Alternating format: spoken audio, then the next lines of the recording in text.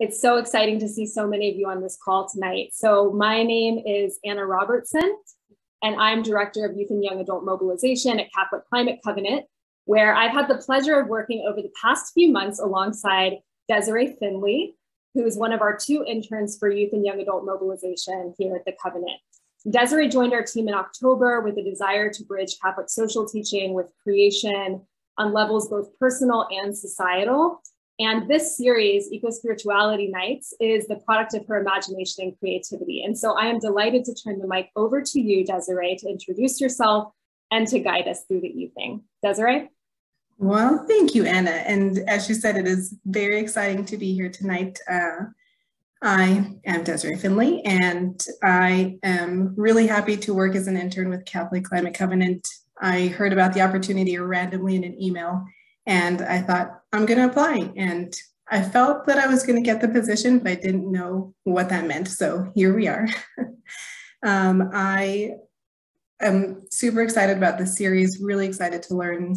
In the quote that we used from Laudato Si to announce Ecospirituality Nights, Pope Francis says about the passionate concern for the protection of our world. He says, a commitment such as this cannot be sustained by doctrine alone without a spirituality capable of inspiring us. So that is our hope here, to offer a space where we can continue to pursue a spirituality which enlivens us and connects us to our work for ecological justice.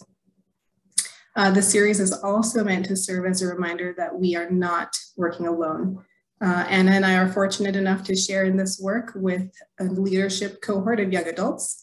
So in addition to myself and Anna, there are 9 others. We have Adam Fitzpatrick, Avalana Ross, Laura Sheehan, Lauren McKenna, Liam Myers, Michelle Sherman, Sabina Marroquin, Teresa Sosi, and Terry Schell. So together, we are dreaming up and putting into reality the things we want to see in this world.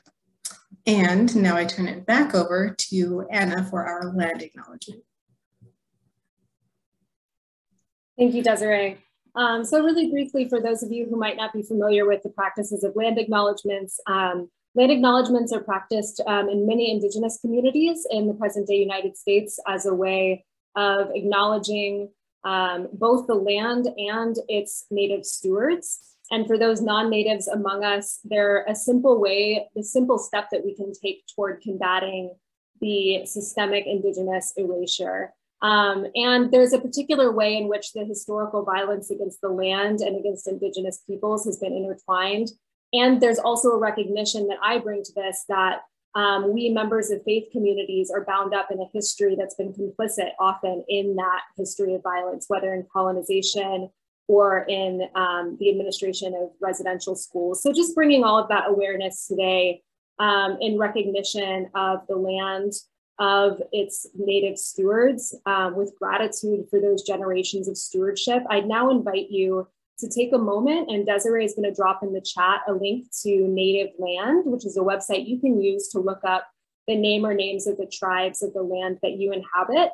And I just invite you to share those in the chat so that we can get a sense of those names and those tribes. And then after this, perhaps to continue to research and learn about the past and present presence of Indigenous peoples and the needs that their communities are organizing around. For my part, I'm calling in from Duwamish land in present-day Seattle, Washington. And as you can see, these names continue to roll in over the next few moments.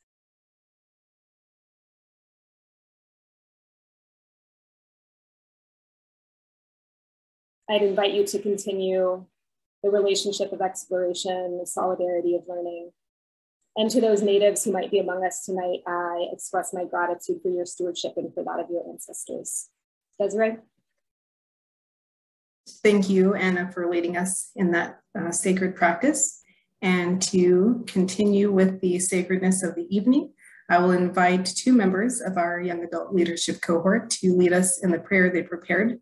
That would be Liam Myers, Master of Divinity student at Union Theological Seminary in New York City, and Teresa Sosi, Director of Religious Education at St. Jude Parish on the Navajo Reservation. Thank you, Desiree.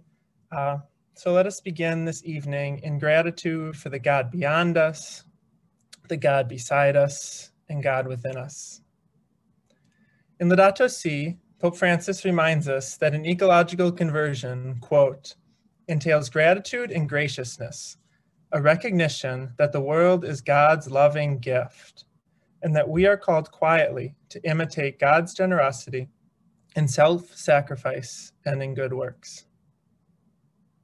So let us thank God for the gift of our very breath, for the opportunity to be here this evening, for the connection we have between one another, and for all the different things that we all may be coming in with that we're all grateful for. So I just invite you for a second to, if there's something particularly that you're grateful for, to just share that in the chat so we can see all the things of which we're grateful for today in this community.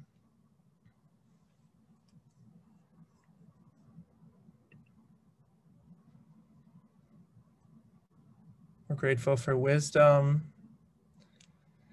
our loved ones. We're grateful for community. So I'll invite you to keep sharing what you're grateful for there.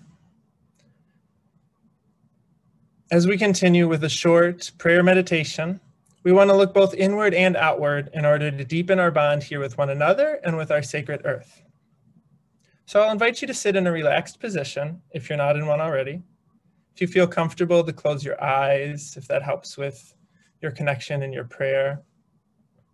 To begin to pay attention to the natural rhythm of your breath, and to allow yourself to sink into the present moment. Recognize now that you are sacred. You are a beloved member of God's creation who rises and falls, feels sorrow and joy, and in all of this, you are sacred.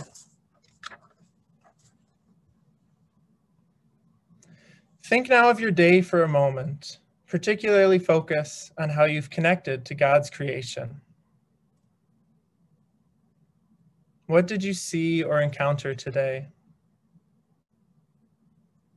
Maybe it was a bird in the park, a friend at work, a rushing river, a stranger you passed by on the street.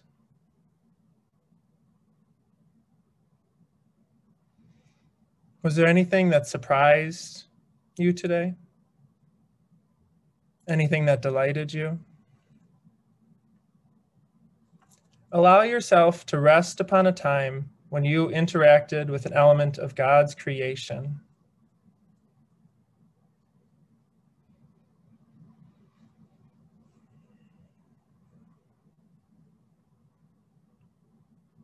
Pope Francis encourages us to contemplate creation, saying that, quote, an integral ecology includes taking time to recover a serene harmony with creation, reflecting on our lifestyle and our ideals, and contemplating the Creator who lives among us and surrounds us, whose presence must not be contrived, but found, uncovered.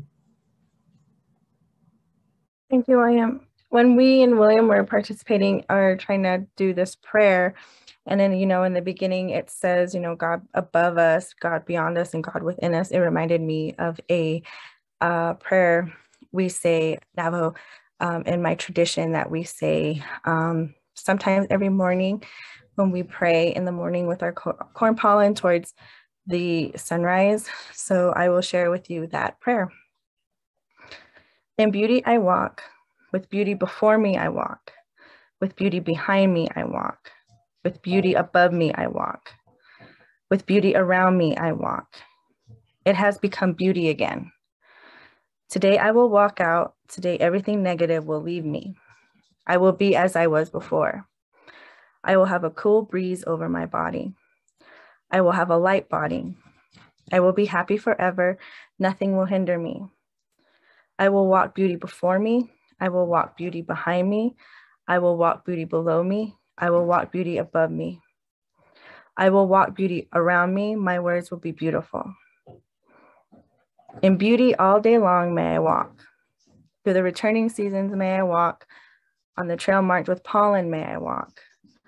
With dew about my feet may I walk. With beauty before me may I walk. With beauty behind me may I walk. With beauty below me may I walk. With beauty above me may I walk. With beauty all around me may I walk.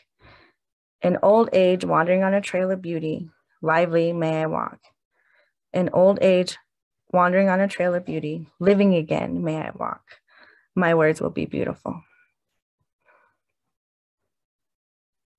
Thank you.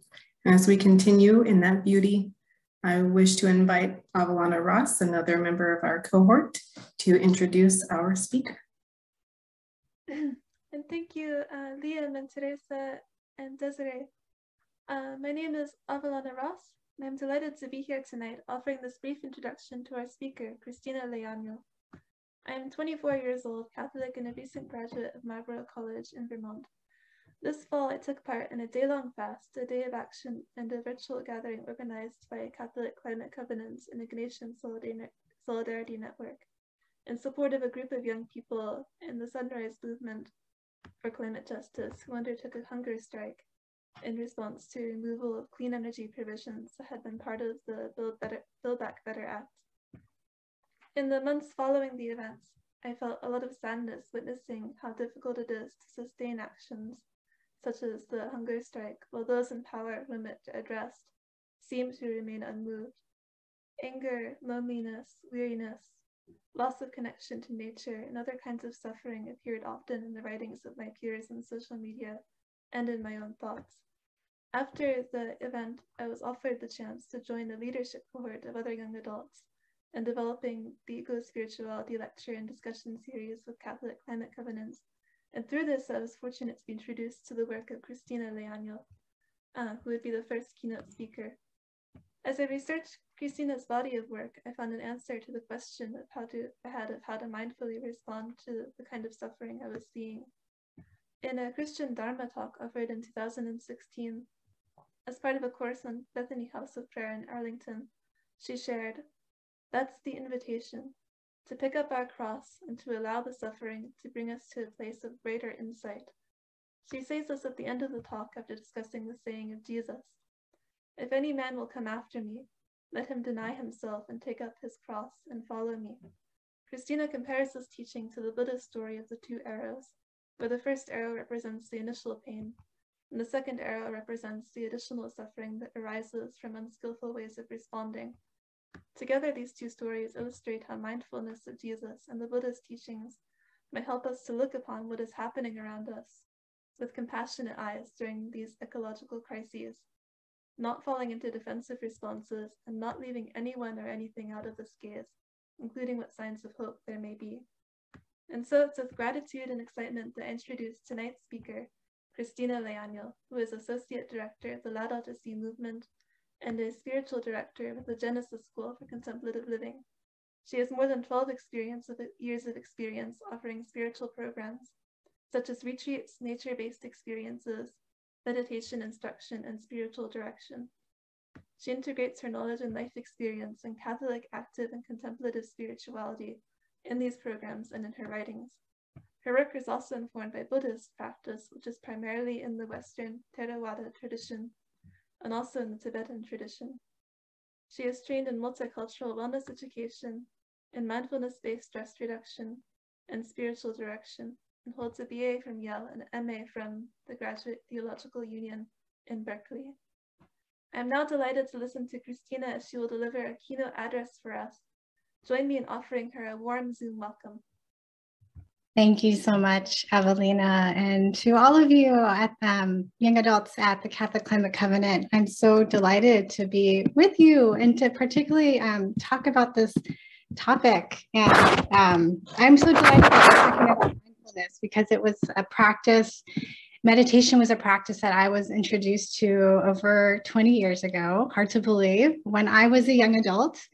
I was serving as a volunteer in the Philippines with the Mennonite Central Committee, supporting a movement that was trying to get the US military to clean up their toxic waste in the Philippines. But while I was there, I was actually introduced to Zen meditation by Catholic nuns. And that introduction over 20 years ago kind of catapulted me in this pathway of exploring both Buddhist practice, but then also the Christian contemplative tradition, and kind of a windy path that I won't go through, but in and out of a sisterhood monastery and studying theology, and also cultivating the practice of mindfulness. So really happy to be here to talk to you about this, because I do think that this capacity and this practice of mindfulness is needed so desperately today, for personal reasons, for our planet, and for each other. Right. So what I thought I'd talk about today is just kind of what is mindfulness, just breaking it down, kind of what is mindfulness and what is it not, and how do you cultivate it? And then the second part is just how is mindfulness connected to ecological action? It can be connected in so many different ways. So I'm just going to talk about 3. And then because mindfulness is a practice, I thought it would be important then to share actually how do you cultivate it, because I had one of my meditation teachers, Sister Barbara Hazard, would talk about, like, she used to teach Christian meditation. That, sometimes we read about something so much, we think that we're doing it. But actually doing the practice doesn't ever, reading about something or learning about something. So one definition of mindfulness that I like is from one of my teachers, James Beres, where he talks about, it's very simple. Mindfulness is simply being aware of what is happening right now without wishing it were different, enjoying the pleasant without holding on when it changes, which it will, and being with the unpleasant without fearing it will always be this way. So simply, it's just being with what is at this moment, knowing that it is not permanent. That the only thing that is permanent, as we know, is God. And everything else will change. It might get better, it might get worse, but it won't be the same. Mindfulness has, when we think about mindfulness, some people think that, it means it's meditation. It means that it's emptying your mind. And that's not completely correct. So mindfulness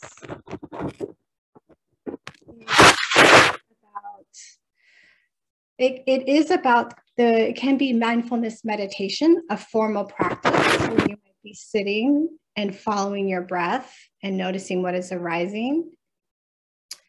So how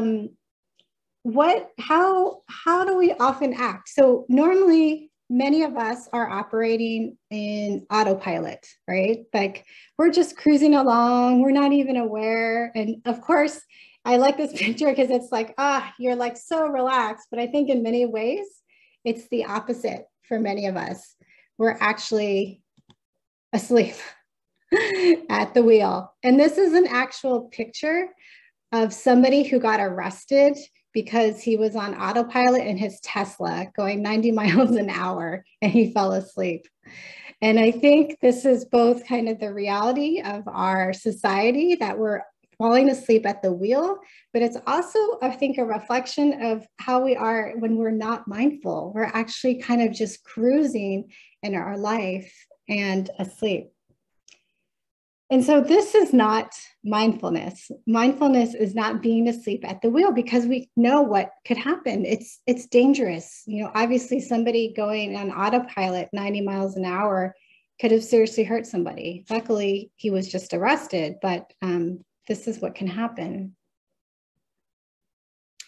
So instead, what mindfulness gives us the opportunity to do is to have a little bit of space to choose how to respond in a moment. And I love this quote from Viktor Frankl, who says, "Between stimulus and response, there is a space. In that space is our power to choose our response. In our response lies our growth and our freedom." And so mindfulness gives us the capacity to have a little spaciousness between a stimulus and a response. And I'll talk about what that can actually look like. and how it can impact ecological action. So when we're on autopilot, we normally just go from stimulus to response. This happens when you have road rage, right? Somebody like cuts you off, you automatically might, use an unpleasant gesture or say something out loud, but you're responding automatically. Some people go to extremes and actually pull out their gun, unfortunately. There isn't a lot of spaciousness in that moment. There's not a lot of mindfulness about how somebody wants to respond in that moment. When it comes to ecological, impact, we can think about our consumer habits are often driven by a motivation where we get stimulated by a desire to own something, to get new clothing, and we automatically, without any mindfulness, we just respond by clicking on Amazon without thinking about a choice. What are we actually choosing to do? So this is just a brief example of how mindfulness can kind of create a little bit of spaciousness. So when we put this on a collective level, if we're constantly living in business as usual without having that spaciousness to understand when we have this desire or something arises that we're just automatically responding, then we're going to just act as business as usual, which we know is just the pathway to destruction. And this is exactly what Greta Thunberg was talking about in the recent COP, where again, she was railing against our government leaders who had a lot of rhetoric about change, but unfortunately that rhetoric was not translating into action. So we have the Paris Climate Agreement, and it is based on the commitments that were made by governments in the recent COP. They're not going to be fulfilled. So this is coming from in 2020, but this is a message that Greta has mentioned before, that it's business as usual. We as a society are operating as business as usual, not in a way that's mindful, not in a way that's intentional, that's going to be aware of how we're acting is impacting the climate. So mindfulness in and of itself is simple, right? You're like, oh, it's just about being aware. It's just about paying attention.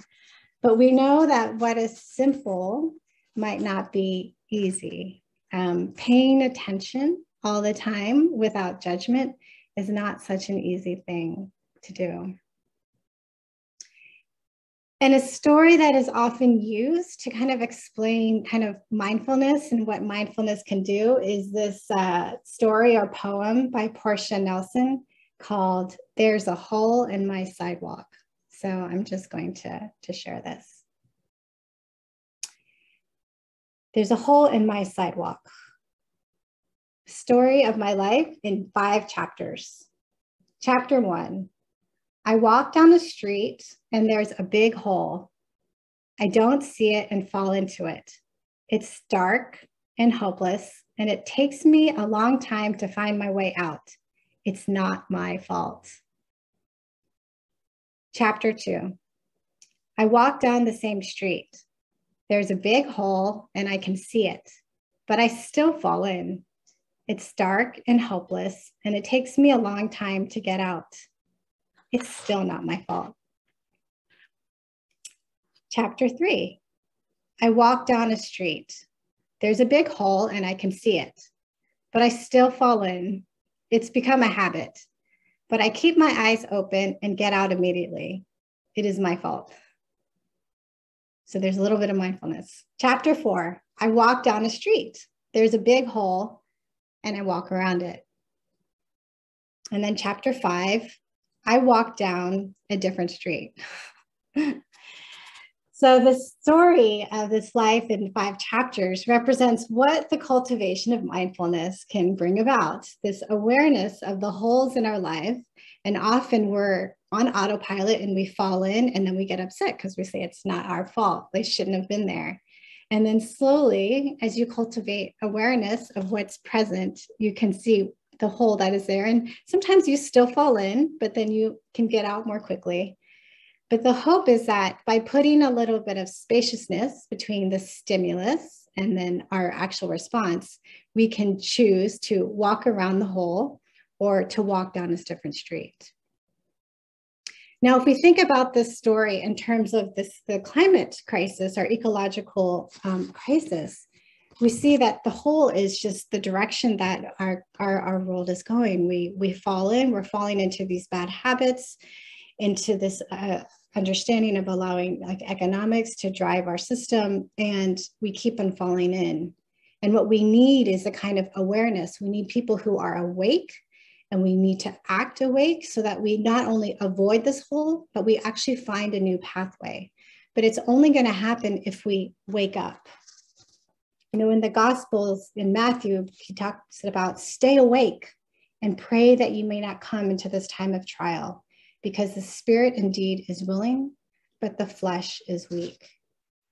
And so in mindfulness, it helps us to cultivate this capacity, which can be cultivated to wake up.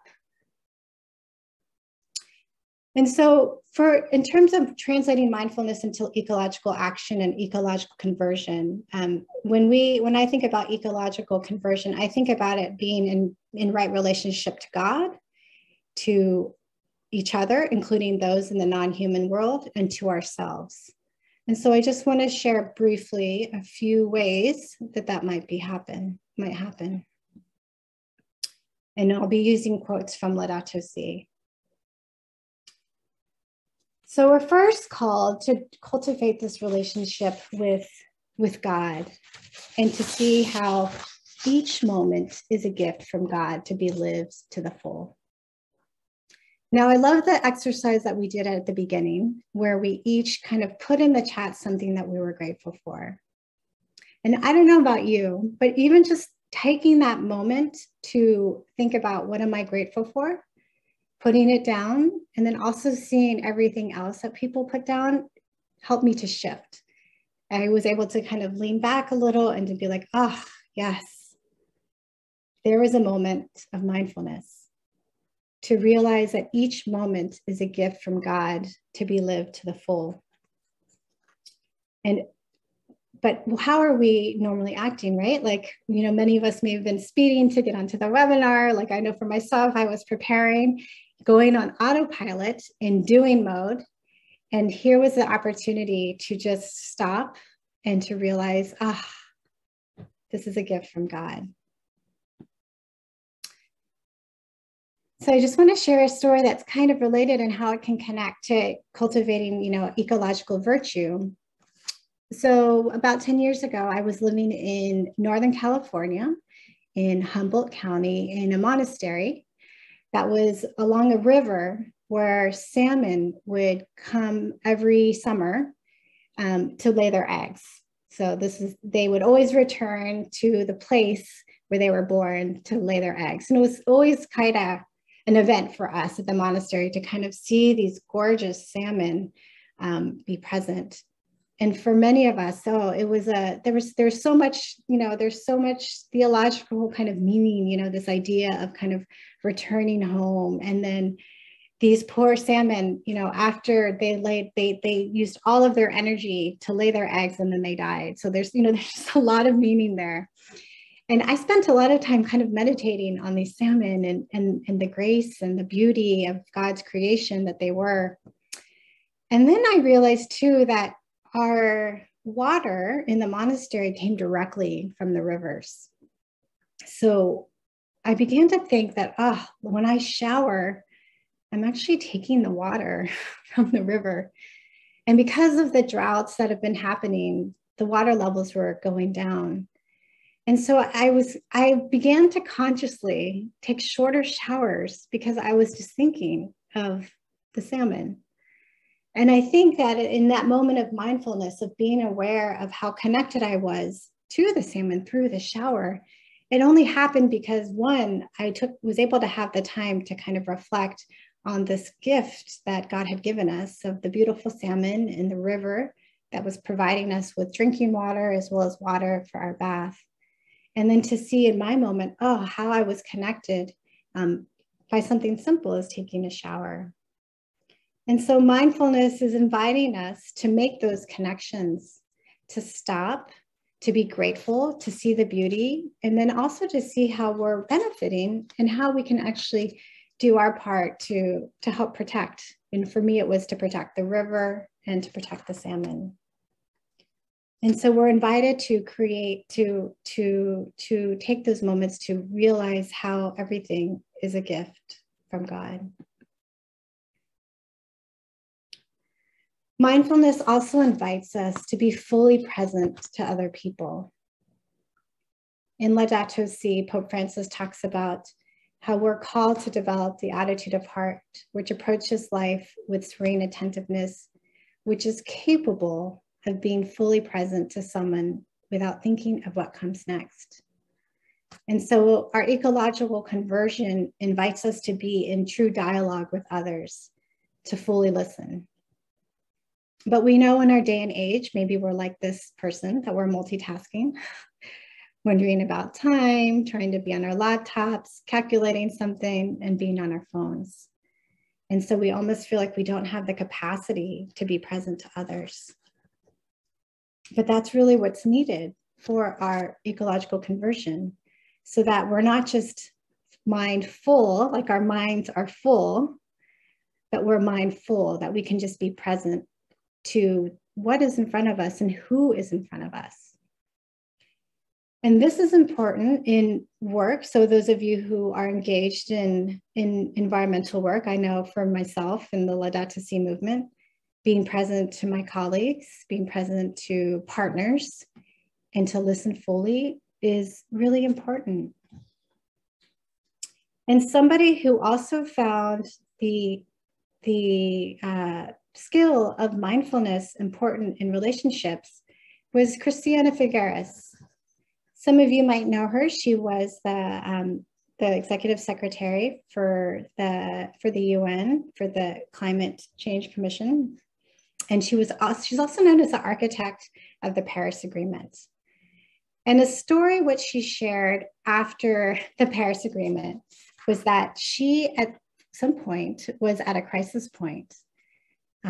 She wanted to quit, and she reached out to a friend, and the friend actually connected her to the teachings of Thich Nhat Hanh, the Vietnamese Buddhist monk who recently passed away, who had always been and Thich Nhat Hanh had always been in dialogue with many Christian leaders. And through the teachings of Thich Nhat Hanh, Christina Figueres learned the practices of mindfulness. And she said that they actually saved her and were a major reason that she was able to help negotiate the Paris Agreement. And I'm just going to read a quote from an interview where she said, "Early on in our path towards the Paris Agreement, we understood that our work to bring all countries to common ground was best served by suspending judgment and devoting ourselves to listening deeply to every participant to understand their respective needs and wants. It was through that deep listening that we were able to let collective solutions emerge at the right time and recognize the seeds that needed to be watered in order to blossom into fruition." So is this capacity to listen without thinking about what you're going to say or taking things personally. She has another story where she talked about like how she realized that when she was entering into conversations, she saw herself as the victim, and she was able to see that, to step out of that dynamic of being a victim through her practice of mindfulness. And so mindfulness, again, gives us this capacity to create spaciousness again between the stimulus, maybe hearing somebody talk, and the response. Our automatic response might be to be defensive or to automatically say something. But through mindfulness, you can actually have the capacity to kind of listen wholeheartedly and fully. And as Christina Figueres talks about, through that practice, then solutions that can arise through the dialogue. So this is an important reason how mindful communication, and our ability to be aware of what's going on inside of us and what our own emotions can keep us in the way from listening to others, how it's important in ecological action, such as the Paris Climate Agreement. And of course, without being fully able to listen, we won't hear both the cry of the earth and the cry of the poor, which is critical.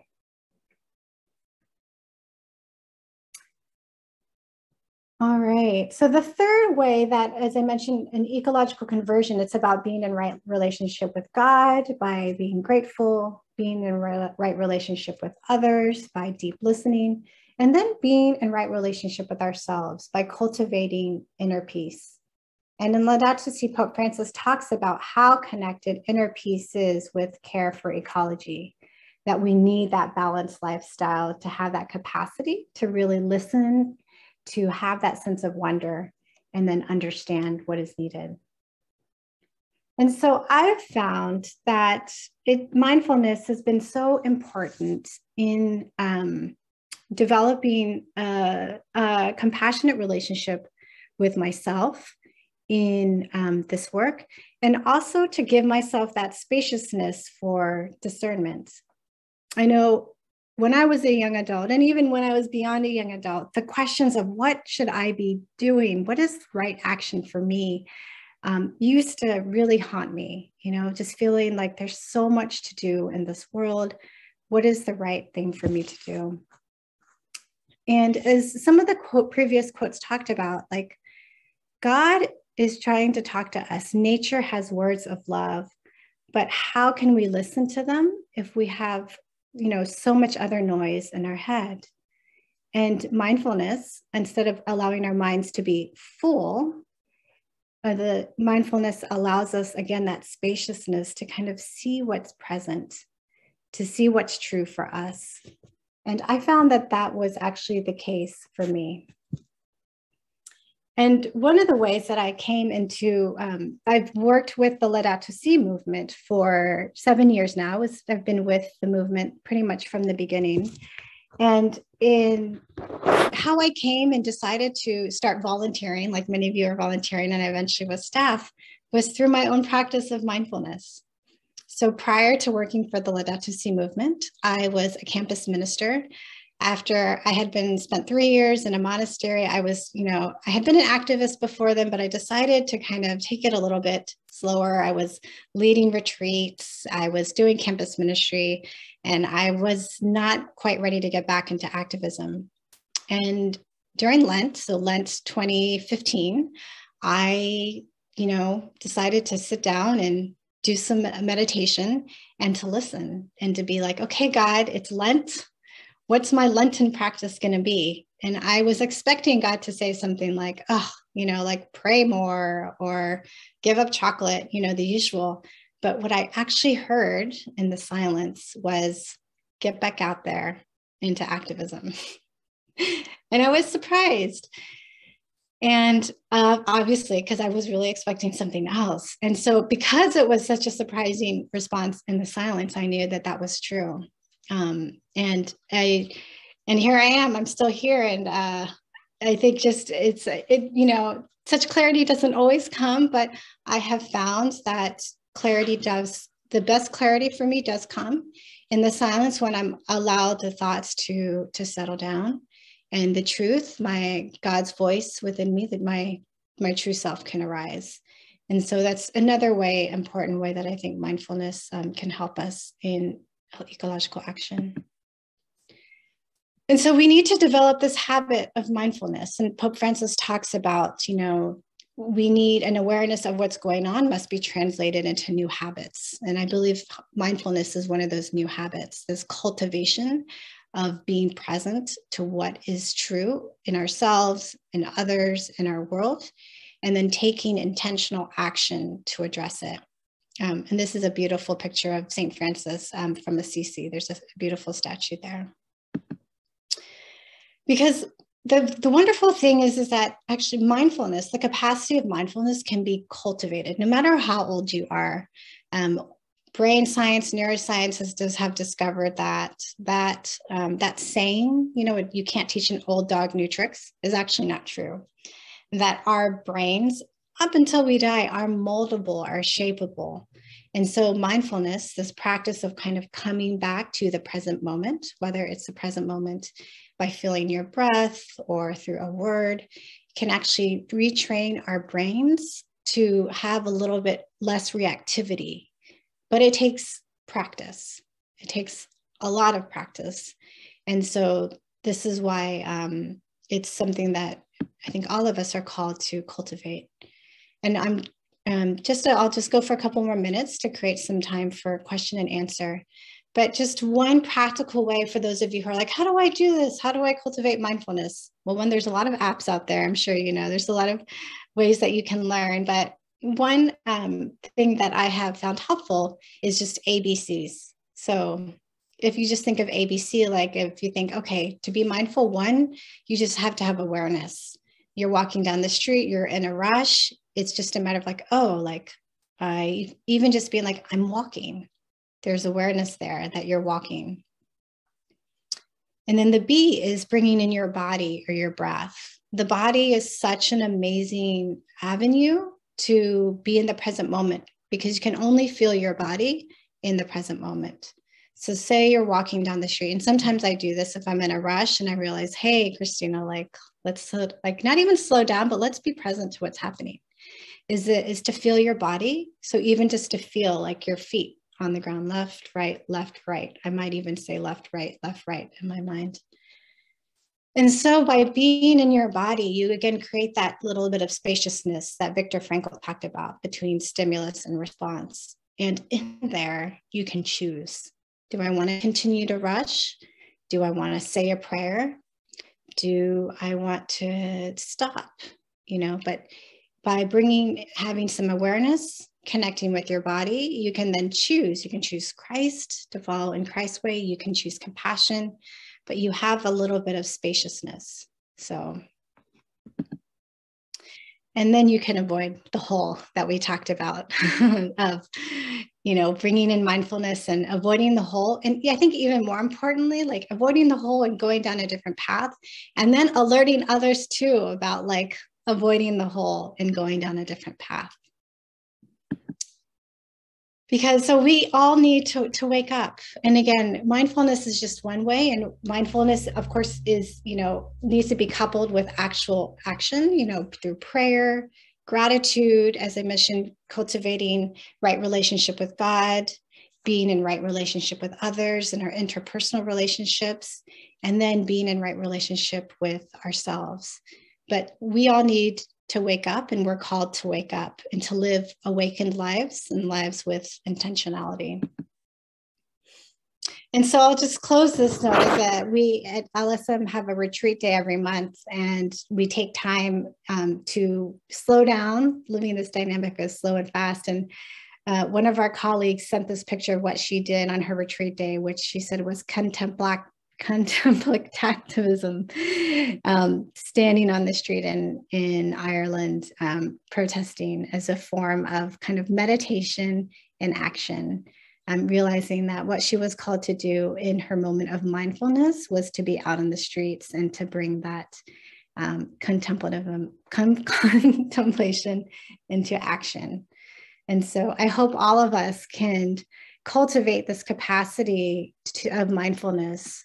Again, there's many ways to do it, but to both do it in our formal practice, finding time every day to be present to ourselves, to our body, but also in our day-to-day lives, because our world and our communities and future generations need it. Thank you. Thank you so much, Christina. Imagine the sound of our applause in the Zoom world. When we finish giving a presentation, there's just this silence. So take it in, or wash yourself in it. We're gonna have some time now for Q&A. So I'm just gonna pin myself next to you. And we're gonna invite folks to submit questions in the chat, and we have a few minutes. So hopefully we can get through a good number of them. And while you're formulating your questions, I'll just get us started off with one. Christina, you know, something that came to mind as I was listening to you speak so beautifully about mindfulness and about your first exposure to it. I believe it was in the Philippines, and it was with a Catholic nun, right? But like a Buddhist practice was how it was introduced to you. I'm thinking too about how we began with the land acknowledgement, and this work often involves speaking across different traditions and sometimes borrowing. And can you speak to how we do that well, especially when there's power differentials at play? You know, I've brought this question to some of my Buddhist teachers. You know, as a Christian, I've come in there and been like, you know, is this appropriate or whatnot? And many of my Buddhist teachers had, you know, were taught by teachers actually in Asia, in Thailand or in Sri Lanka. And one of them actually said, you know, like, go back over to the United States, teach this and call it Christianity. You know, and so there is already this kind of permission. And I think, well, at least in Buddhism, you know, there's a story that's often told where, you know, the Buddha, it was not trying to evangelize anything. For him, he talked about like, you know, don't believe me about these practices, like try them for yourself. If they help to bring you peace and bring liberation, then great. And if not, then drop them. And so they were freely offered. And I think there is a need to kind of acknowledge where they come from. But in many ways, you know, this mindfulness is in every tradition.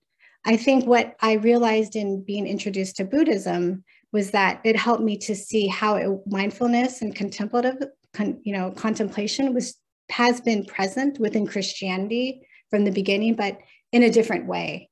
But it helped me to actually see that it was there. So yeah. Thank you. We've got a question from Troy in the chat. So the act of listening to others, that's important, but I feel like I don't get to talk to others in general enough. It's as though there's no one to listen to. Any advice? So how can we maybe seek out community where we can practice some of this contemplative listening? Yeah, I mean, I think it's to just start where you are. You know, I think it can be, you know, a neighbor, it can be a family member. I think we don't have to have a big audience. You know, there's always that question of like, do my small actions make a difference? You know, and what we know is that they do make a difference, especially when you tell other people, you know, like for instance, and I see that you don't use social media. I was thinking like, we recently just got composting in our community. So I posted on social media like, hey, and not like you should go, but like, wow, this was so fun. It was great, fun, you know, to like actually get to compost. But I see you're a college student and most of the people around. So I think, you know, like do what you can, not what you can't. So whether it's, you know, it's writing a poem or, you know, finding the avenues that work for you through your papers. But I know there's that sense of like, oh, pray for the grace, you know, like God will give you an audience when the time is right. And maybe right now it could just be writing for yourself. Maybe it's, you know, I have one of our colleagues like writes poems, but to trust that in time, like there'll be somebody that you can talk to. Yeah, thank you. Thank you for that response, Christina. I loved when you were talking about the compost to this kind of like, rather than, hey, you should do this too, this like demonstration of how life-giving that practice was. It just reminds me that so many of the practices in our work for climate justice can feel like they're based on self-negation, but that can itself be an avenue to such like gift and growth. And can we tell that story? So thank you for sharing that. We've got a question here from Anna. So how do you recommend we move into community mindfulness, thinking about the power of a fully present community and even filling the hole rather than just avoiding it? How can we engage in contemplation as an opportunity for communal contemplativism? Yeah, I mean, it can be as simple as what we did. What I think, Liam, you let us in at the beginning, just taking a moment at the beginning of a meeting, just inviting us to be aware of like, where do we experience God's presence? You know, it doesn't have to be like a 20-minute meditation. It honestly can, you know, and it can just be like a moment of silence. It can be an invitation where you invite people to feel the earth beneath their feet, or to realize at this moment, like we all take a breath like we're all breathing the same air, regardless of where we're coming from. I know there's some people here from Latin America, and I think I know somebody here from Indonesia. Like, can you imagine, like, we're all sharing that same air and just bringing that awareness from kind of the me to the we. So I think there's a lot of small practices that just take a moment to kind of change our perspective. But whatever you can do to get people into the body and into the senses is a really great way to move into community mindfulness. And especially if it's like an environmental community, can you invite them to experience the 4 elements, you know, of both within the body? Can you feel the water in the saliva in your mouth, and then connect it to the rivers outside? Can you feel the hardness of your bones, and then also feel the earth? You know, so just again, getting people into their body, into the senses is a quick way. And then you can do it longer, you know, but somehow connecting it to people's own experiences is a great way to do it. I love that. It reminds me of a book edited by Vince Miller, who's a theologian at University of Dayton. And he talks about how one of the challenges is like, it's hard for us to see the ways that we're connected. Like, it's not always obvious. And so mindfulness can be a tool for, right, the connection between our saliva and the water, for like rehabituating ourselves to those connections that can be tricky to see. I always think too, in the Mass, you know, I love, like, you know, when we have the Eucharist, you know, it's like we talk about, you know, the fruit of the earth, the work of human hands. I just feel like, oh, if we really took that seriously, the fruit of the earth, becomes the blood of Christ. Like that, can we be aware of that in a moment of mindfulness? Or when we receive the Eucharist, I think a great practice is even just, can you actually feel it, you know, in your mouth, and, you know, notice what's actually happening, like the physical sensations. How often we're on autopilot and we just kind of like, you know, receive the body of Christ, which is like a mystical experience. And we can actually really experience that if we're connected to the physical, you know, reality of what's happening. I think we've got time for one last question, and there's a great one here from Walter. So, are there ways that contemplation can lead to political action on climate change? What are our best ways to encourage our elected officials to take climate change seriously? Any thoughts? Yeah, so there's like a lot of different answers to that. I mean, I think I think the example of Christina Figueres is a really amazing one, because she had this tool of mindfulness in her back pocket, which she intentionally did not share because she didn't want, you know, she knew that people were coming from different traditions. But I was recently listening to a talk by somebody from Extinction Rebellion, where they protested and kind of shut down a local bridge by just meditating for, I forget how many days straight. So that was one way to try to disrupt kind of business as usual through just sitting. I think, I mean, and what's the best way to encourage? I think there's as many ways to encourage them as there are people. I've heard that daughters are really good at convincing their fathers on environmental issues. So if you're a teacher, you know, bringing it up in your classroom and educating the kids there about the climate crisis and encouraging the kids to talk to their parents is a really powerful way.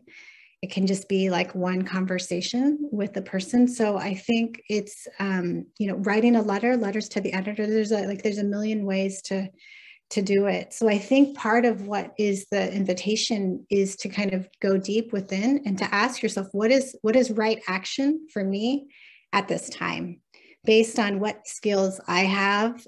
There's a podcast that I like, How to Save a Planet, and a former co-host talked about kind of looking at the intersection of like what brings you joy, what skills you have, and kind of like what you're passionate about, and kind of like looking at where in that Venn diagram everything meets. And of course, that's going to look different for everybody. But it's really taking that time to find that right action for you that you can sustain. Because I think when we look outside to try to find the right thing, we might engage in something that we're not passionate about or isn't using our gifts in the long run. But we can trust that we all have our part and we're all interconnected. And if we all do our part, then we can really change things.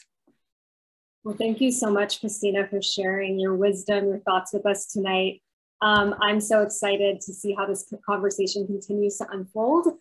Speaking of which, Desiree is going to let us know about some opportunities to continue our connections and conversations. That is correct. So to go along with the idea of activism, and actually that was a very appropriate question at the end, because we're going to bring up this call to action that we can do. So the United States Conference of Catholic Bishops has invited us to communicate with our members of Congress so that we can support low-income families and our planet. And you can follow the link here to be able to contact your congressmen and women very easily. So that's something that we can each do.